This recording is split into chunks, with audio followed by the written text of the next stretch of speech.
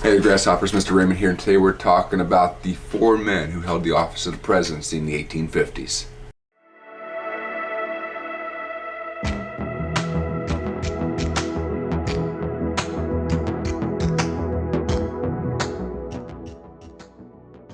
The 10 years prior to the American Civil War was an absolute train wreck, and even if you wanted to, it's just impossible to look away from it. I mean, the 10 years saw a total of two presidential elections, 1852 and 1856, but four men held the office of the presidency: Zachary Taylor, Millard Fillmore, Franklin Pierce, and James Buchanan. First two were the last two Whigs ever to hold the office. And the second two, Pierce and Buchanan, were the last Democrats, with the exception of Andrew Johnson, to hold the office of the presidency until Grover Cleveland won the office in the 1880s. But let's not confuse their lower tier rankings amongst the presidents with boredom or blandness, because a lot of interesting stuff happened during this train wreck of a decade. So today, ladies and gentlemen, we're going to take some time to sit back and talk about the top 10 reasons why the four worst presidents were some of the most interesting. Number 10, the Millard Fillmore Society. Our 13th president, Millard Fillmore, achieved the office of the presidency upon the death of Zachary Taylor. He's often referred to as the most insignificant man ever to be the president of the United States, but he did do a couple things. He opened up trade relations with Japan, and he put a new kitchen and library in the White House. Even at one time, there was a Millard Fillmore Society that sponsored activities dedicated all things to Millard Fillmore. They had essay contests, an annual birthday party, and even published a magazine called Milestones of Millard. Sadly, here in the 21st century, like Millard himself, the Millard Fillmore Society is no longer active. Number 9, All in the Family. Our 12th president, Mr. Zachary Taylor, had a very infamous son-in-law, the future president of the Confederacy, Jefferson Davis of Mississippi. You see, Jefferson Davis was Zachary Taylor's second in command at Fort Crawford in Wisconsin. Zachary Taylor was not happy between the courtship of Jefferson Davis and his daughter Sarah, especially because he was afraid that his daughter would end up living in some godforsaken frontier military outpost. But Jefferson Davis was not to be denied. He resigned his commission in the military just so he could marry Zachary Taylor's daughter, Sarah. Sadly, 3 months after their marriage, Sarah died of malaria in Louisiana.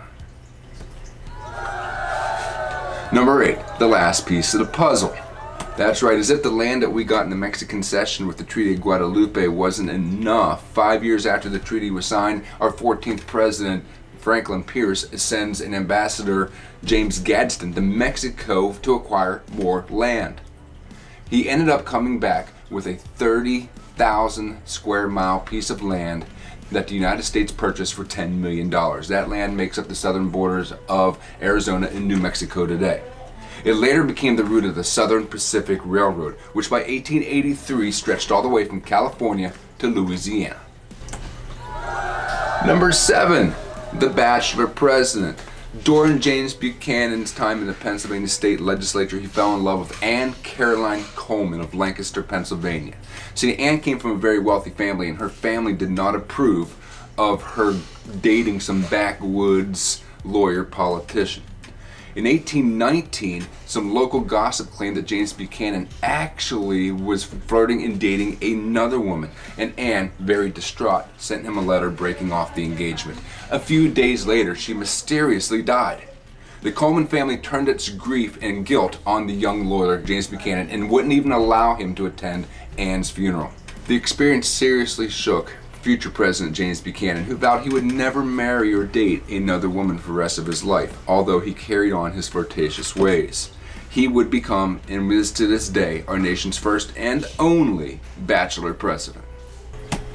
Number 6, the end of an era. Millard Fillmore entered politics in 1832 as a member of the anti-Masonic Party. He eventually became a member of the Whig Party, was put on the ticket with Zachary Taylor as his running mate, served as Zachary Taylor's vice president, and then ascended to the presidency in 1850 upon the death of President Taylor.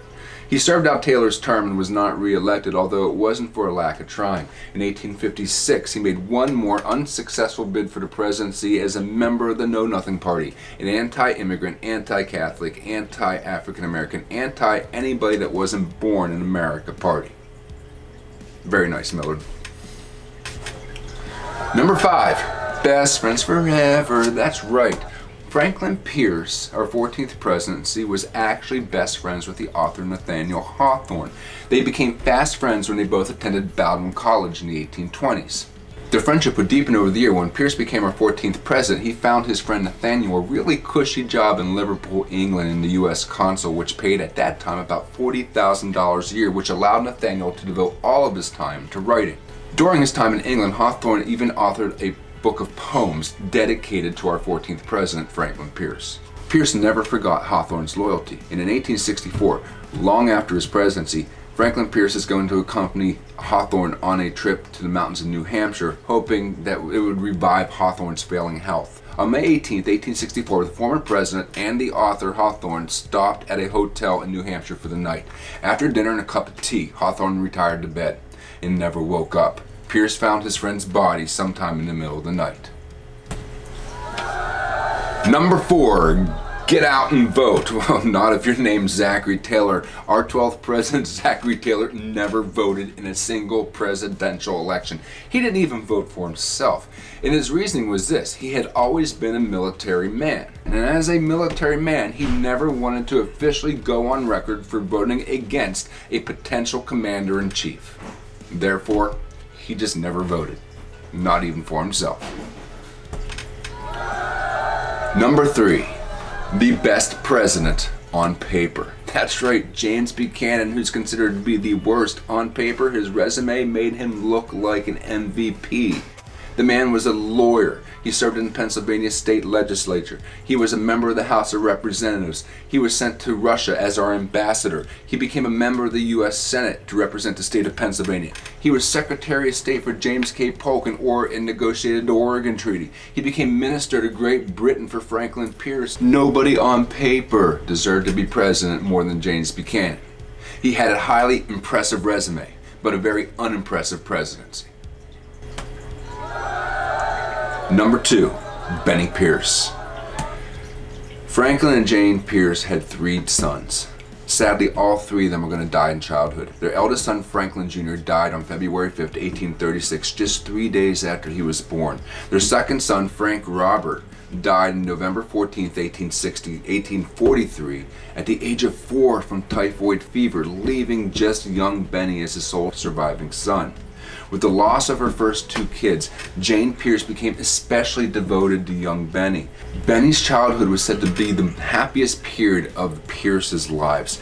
By many accounts, he was a very sweet and adorable child who was doted on by both parents. Shortly after Franklin's election as our 14th president, Franklin, Jane, and 11-year-old Benny are on a train between New Hampshire and Washington, D.C. when the train will derail off the tracks in a freak accident. Benny is literally crushed to death and has a piece of wood basically decapitate him right in front of his parents' eyes. Both Franklin and Jane Pierce suffered from depression for the rest of their lives following the tragic death of young Benny. Franklin didn't even take the oath of office on a Bible because he believed that Benny's death was God's judgment on his political campaigning and his political career. And number 1, the Great Pyramid. Not even George Washington has got a pyramid built in his honor, but James Buchanan does. Buchanan's birthplace state park is an 18.5-acre park nestled in the gap of the Tuscarora Mountains in Franklin County, Pennsylvania. Basically the middle of nowhere. It is surrounded by forests and rivers and creeks and wild animals, just absolutely beautiful. Today it's a remote place, but in 1791 it was the spot where our future 15th president, James Buchanan, would be born. After Buchanan's death, his niece Harriet Lane in her will left money to create 2 monuments to her uncle James Buchanan. One of the memorials, the pyramid that you see there, is the centerpiece of Buchanan Birthplace State Park, marking the location where James Buchanan was born. The other is the James Buchanan Memorial in Washington, D.C., located 1.5 miles north of the White House. Probably 2 of the least visited memorials in the United States of America. There you have it, ladies and gentlemen. The top 10 reasons why 4 of our worst presidents, Taylor, Fillmore, Pierce, and Buchanan, are actually 4 of the most interesting. I want to remind you guys in these times that we're living in, please just embrace the pace. And remember, you're not stuck at home. You're safe at home.